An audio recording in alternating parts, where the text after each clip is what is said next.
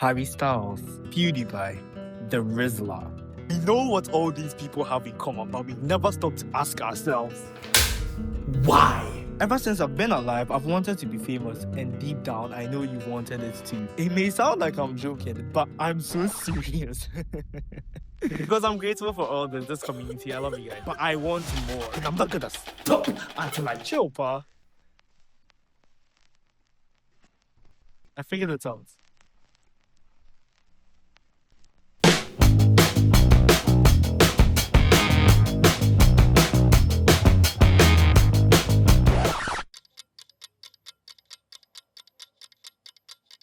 So, today's presentation, can you read what's on the bottom here?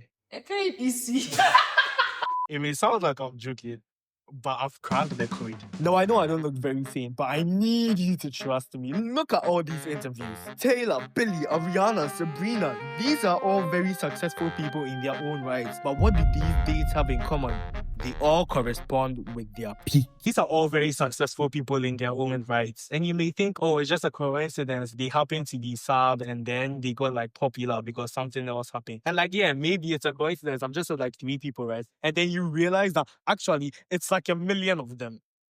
Oh shit. Like a million of them. With every single one of these people, the depression took place just before they hit their biggest peak. So that sadness couldn't have been a result of the fame because they weren't famous yet. They were depressed, they made their art, and then they became popular. I'm sure, like me, there have been multiple times where you were at your lowest point and you typed out an idea. So a lot of us will relate to this cycle, except from the popular part, you know. What's so special about the rest of them that's not special about me? Those ideas didn't make us $1 million.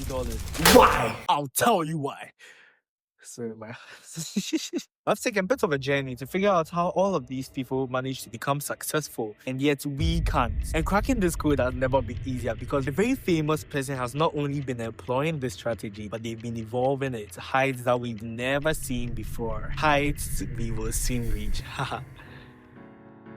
And that person is none other than Taylor Swift. It's me. Hi. I'm the problem, it's me. Sometimes it feels like everybody is a sexy baby, and I'm the monster on the hill. I mean, she just gets me. Love her or hate her, it's pretty hard to find a metric by which you can't call Taylor Swift successful. Whether it's critical or commercial, quantitative, qualitative, her image, her resurgence, the persona, Taylor Swift has something that you've probably wanted at one point in your life. But unlike a lot of the greats, what sets Taylor apart for most Swifties isn't her sound or her aesthetic. It's all in the lyrics. What do you say about Taylor Swift's lyrics now that you like them least? I say that they are relatable.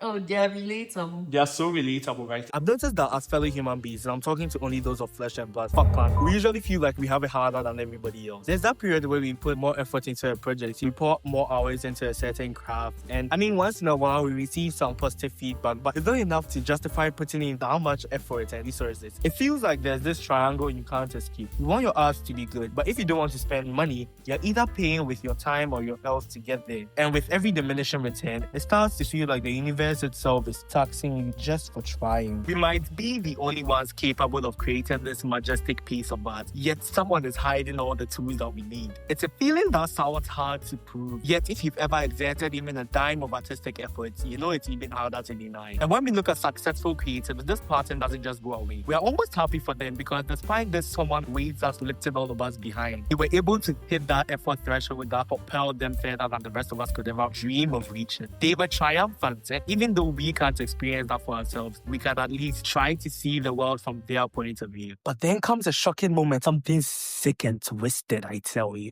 Sick and twisted. Relax. Calm down.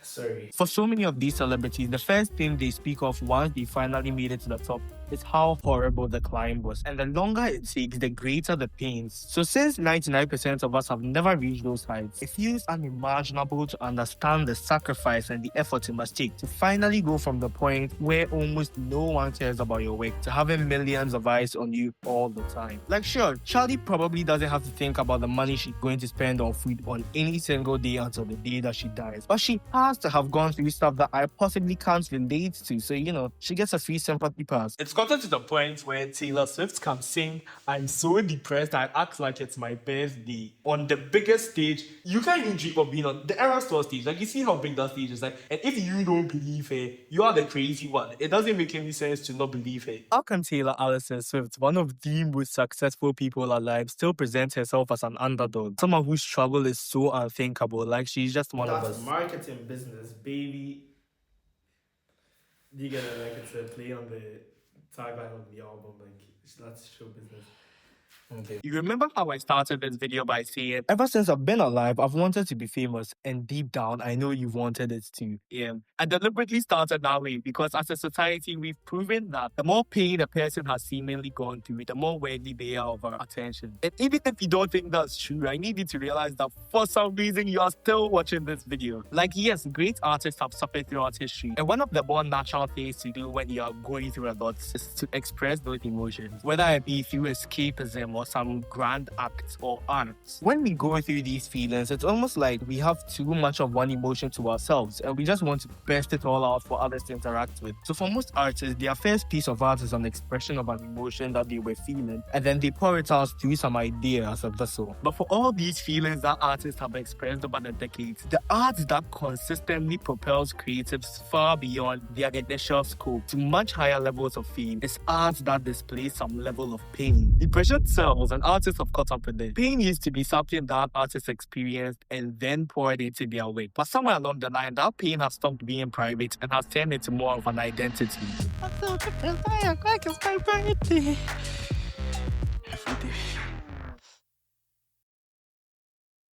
The more visibly you suffer, the more real your art feels. Case in point, Taylor Swift. Now, Miss Swiftie, if I talk about every way in which Taylor Swift's team have crafted this persona around her, from like the whole Kanye thing to the Masters controversy, Ticketmaster to her playing, the list goes on and on. I don't want us to be here forever, but they've carefully crafted this underdog personality for Taylor Swift. It never feels like she's on top of the world, even when she's directly on top of the world. It feels like someone is out to get her, so you're rooting for her. There's an emphasis on getting us to see all of the trials that she's going through, so that when she comes out of those trials, the phoenix rising from the ashes, we are there with her in the triumph. It's almost like we went through the pain with her and we are triumphant with her. Like she literally says, "Honey, I rose up from the dead. I do it all the time." Do you know what line that song is from? No. Honey, I rose up from the dead. I do it all the time. Oh. No matter what she's going through, there's this constant framing of her being put down and then her striving by all her efforts to get back to the top. Now, me personally, I don't have a problem with that, but it would be very naive to say that this narrative hasn't massively influenced the way I feel about Taylor Swift. I don't know if you remember a little album called Midnight. Midnight was marketed as a collection of 30 sleepless nights. The stories of 30 sleepless nights from Taylor Swift's career. That same Midnight has a single with the lyrics, "Karma is a cat purring in my lap because it loves me." Those are her 13 depressed, sleepless nights when karma is a cat purring in her lap because it loves her. Like, Midnight is barely even a song album. But then, this is how it was presented to us. As, look at here, body posture here. This is its Midnight. But you can see how much good that framing did to the image of the album. I mean, look at this. This is somebody who was almost cancelled. You may think Midnight was Taylor Swift playing this underdog personality to the max, right? But even worse is what follows right after. Can you say it for me? The Tortured Poets. The Tortured Poets. Like, bro, I mean, listen to the title. These albums are huge. I'm going to look at big artists nowadays, like The Weeknd, Billie Eilish, Kendrick. We say they do well when they sell about 300 to 500,000 copies of their album in the first week. The Tortured Poets department sold 2.6 million copies in 1 week because she was sad. Like, holy shamoli. No, this is crazy. This is like, I'm not even like acting like... It's literally the thing when you binge a certain channel and then you start to pick up on their mannerisms, their speech patterns, like certain ways that they use very often. There's this emotional intimacy that we feel when we experience art, almost as if we were there with the artist while they were making it. Art in the modern age is no longer just a representation of emotion, but it's like a sort of battleground, a mutual space where artists and their audiences can negotiate the feelings surrounding the art. So when the artist feels that they suffered while making in the art, we feel as though we suffered with them, and that makes the art more worthy of our attention. It's easier to just be happy for somebody and move on with your day than to see someone in pain, empathize with them, and just walk away. You'd be ignoring that part of your psychology that wants to help, and you're not a monster, so you just give in. I think this is the same as the whole Nepo baby discourse. It feels like life must have been so much easier on them, so they haven't earned the creativity through the pain that we all feel. They don't deserve our sympathy, so we resent their privilege in the same way we are rewarding suffering. We make it seem like their art isn't artistic enough just because of where they come from. And leaning into this branding as an artist makes sense. Like in Fortnite, Taylor Swift says, I was a functioning alcoholic till nobody noticed my new aesthetic. Because at the end of the day, nobody remembers the optics or how we felt. All that history remembers is the names.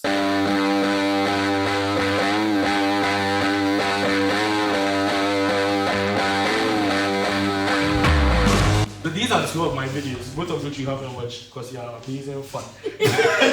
I spent 45 days making this video. Wow. And I spent 4 days making this video.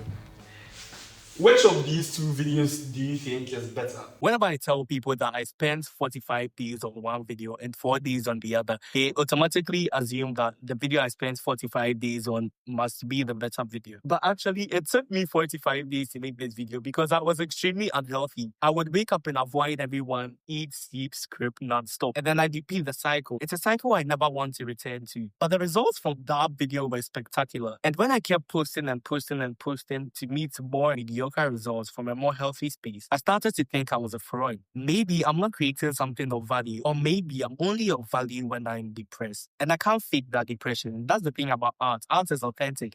If I fake that I'm sad, it will show through the camera. So the very authenticity that's drawing in a new audience that people are applauding me for becomes the source of a damaging mental health. It's a double-edged sword. You're struggling, then you make art to process that struggling. Then the art starts to do good, so you subconsciously put yourself in more situations to further that struggle. Then you keep making more art to process that struggle. That art does good, and then it's a positive feedback loop. So you subconsciously repeat and repeat and repeat the cycle so that you can achieve similar results. That's why so many creatives become insufferable assholes. Even here on YouTube, nowadays you see it, everyone is always talking about how much money it costs to make something or how much time it took to make some project. They are literally mining your sympathy before you've even clicked the video. And there's nothing inherently wrong with this. I only watched like Ryan Tran's video series because I thought it would be extremely difficult for him to start from just $1. But this whole marketing strategy is problematic when it goes from a strategy to becoming a requirement. Guys, just because one video took longer to make or required more efforts to make doesn't necessarily mean it's better. It feels like common sense as I'm saying it out loud, but that's not how we're treating it. Just because I spend 3 tiring months to make like a video, like this video for example, and somebody makes a video in 3 days, doesn't automatically mean my video is better than theirs. Struggle should not be the metric for artistic success, and we shouldn't be rewarding art based on how depressed the artist was while making it. For many artists, creating isn't what makes us sad in the first place. Art helps us to understand the process and break free from the sadness. We don't want to make art because we are sad. We make art in spite of that. Awarding people for struggling creates lose-lose situations where you feel like a fraud just because you are genuinely happy and making your way. So you return to destructive patterns that result in works that are then boldly praised. Even when my works have been explicitly about my struggle, I didn't make them to glorify that pain. I made them so I could escape. Now, I'm not saying that as audiences we should stop engaging with art that portrays pain. That would be so stupid. I think that we should recognize that joy and peace can create meaningful art as well. Pain isn't what makes art real. Expression does. And expression can hurt. Like, trust me, I know. But we shouldn't only interact with art because of how painful it was for the artist to make. So yeah, the history books will remember that Taylor Swift was at a point one of the most depressed women in the world. They'll remember that she was one of the most successful. And although this sympathy mining is one of the ways she got there, I don't think that it's a pattern we should try to replicate. Depression shouldn't be a hack, and pain shouldn't be the price of success. The system may reward it, but that doesn't mean we have to glorify it. Remember, the time you spend becomes the life that you lived. And if a majority of that time is spent in a depressive and destructive pursuit of one goal, I think you should either give up on that goal or find a healthier way to achieve it. When I die, I don't want others to think he did all of this because he was depressed. I did all these things in spite of my depression, and you forever wonder how much more I could have done if I never had to go through that struggle in the first place. Yeah, this this is gonna be real happy at the end, but read your Bible and pray. Okay, toodles. Hey, I've messed up my pages. Thank you for watching my presentation. Woo! This is just a reminder that Taylor Swift is the greatest artist alive. And every clunker on the planet should die. What's a clunker? Hail humanity! Say woo! Who?